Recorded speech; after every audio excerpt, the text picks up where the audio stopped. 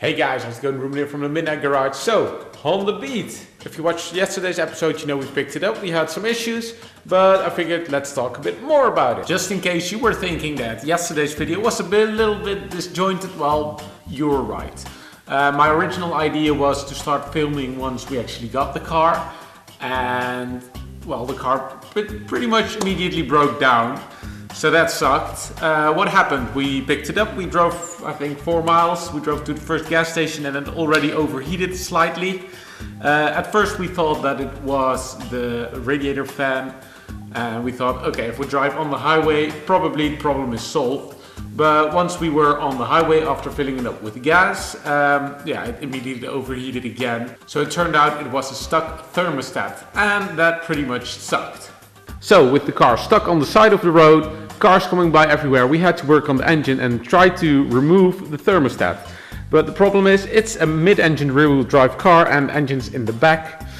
And well, I had absolutely zero experience with this M-Track engine, and we had to find it. And at first I thought it was behind here, behind the ignition, because there was one place where one of the coolant hoses came by and it had 2 bolt holes, so I figured, okay, thermostat's behind there. No, the thermostat is actually underneath the car above the catalytic converter, and that's really not a place where I expected a thermostat, so well, we were chasing a red herring in the beginning. And then when I tried to remove it, we didn't have the proper tools. And what was the special tool we needed? Well, a 10mm wrench. I forgot it. Really stupid. I thought I'd put it in my bag, but I didn't. Well, with the thermostat out of the way, we tried to put everything back, and we had some ignition issues. Nothing major. We got that fixed in, I think, 10 minutes or something. And then we got back on our way, and after 5 or 6 miles, the temperature rose again. And that's not what is supposed to happen when you are driving a car without a thermostat, because it usually should remain at the very cold side. And it didn't, it just rose to the regular engine temperature. And I thought, okay, this is going to be completely fucked. But apparently we just kept driving, we just said we'll see what happens, and nothing happened, so that's good. And yeah, we continued driving, but because we drove slightly slower because of the temperature, we made it to London at about 4 o'clock, and we got stuck in traffic for hours. And that sucked. Well, the temperature was still good, so that's good, but we almost didn't make our boat. We had 30 seconds left. The lady at the counter said if we were 30 seconds later, we wouldn't have made it. So that was absolutely nerve-wracking. This car was completely empty. There was no fuel in it almost. It's amazing that we made it to the gas station on the other side in France, but I don't really want a repeat of what happened there. That was really amazing. But yeah, that's why the vlog of yesterday was slightly disjointed, because we really were in a rush and we really wanted to make it the boat, and we didn't really have the time to film everything properly. So sorry about that. So the car, what are we going to do with it? Well, first off, we're going to fix it up, and then well, we'll just see. The hood is the first thing that needs to be done, because as you can see, it's quite rusty. It has some rust patches. I hope I can find a new hood for that, but otherwise we're just going to get some new pieces welded in, and we're going to get that fixed. The driver's side seat is a bit torn, so obviously we're going to see if we can get that fixed or maybe replaced. We need to fix the mirror as well, because it's well, I don't think mirrors are supposed to do this. And we're going to replace the roof, because as you can see, well, it isn't really in a very good shape. This is it's not supposed to be like this. You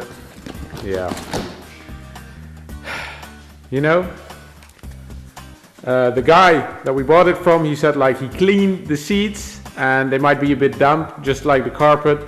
But both Remy and I thought when we said it, like we thought, nah, that's not because he cleaned it. That's just because the roof is letting water in everywhere. Like here, for example.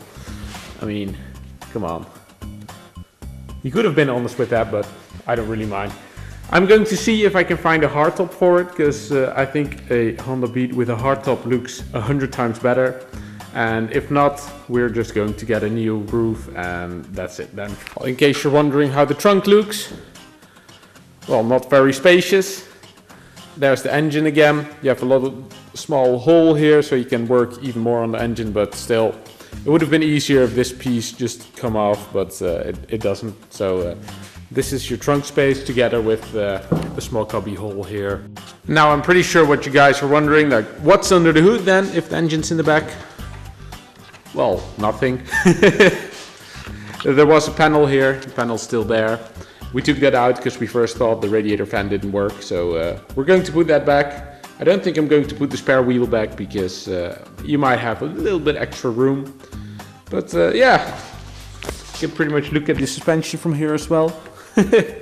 But make no mistake, this really is a fun car. We really had a whole lot of fun with it on the way to Holland, even though we had quite some stress. And especially apart from France to Holland, it was a whole lot of fun. So that's all good. And I'm pretty sure we're going to have a whole lot more fun with it in the future. I also got a whole lot of JDM paperwork with the car that I still have to review, which is always awesome. Oh, JDM paperwork for the win. Well, the interior is not that bad as you think. If you're taller than 6 feet, then I don't think you're gonna like being in the car, or if you have really long legs. But if you're 6 feet or under, then you should be fine. The cluster itself pretty much looks like a cluster from a motorcycle, which I think is pretty cool. And other than that, well, there's not that much. There's an airbag here. I don't really understand. If you're gonna hit a bicycle with a Honda Beat, I'm pretty sure you're gonna be dead either way. So I'm not really sure what the airbag's doing here. I don't think it's gonna help. But starting it up is pretty fun.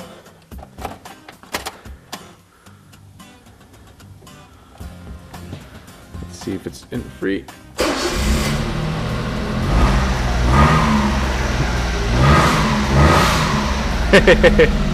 Such a funny little engine.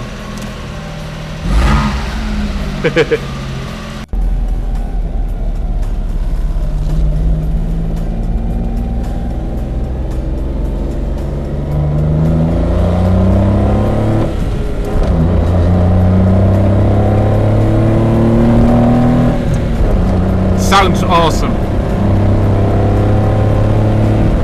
So yeah guys, Honda Beat. Its tagline is midship amusement, and it definitely is a very amusing car. I got a whole lot more that I want to say about the car, but I think this video is long enough as is, so I'm going to leave that for another video. So guys, that's it for today. I hope you liked it. Leave a like if you did, and hit the subscribe button if you want to see more of the Honda Beat. And maybe we see you guys in the next video. Bye.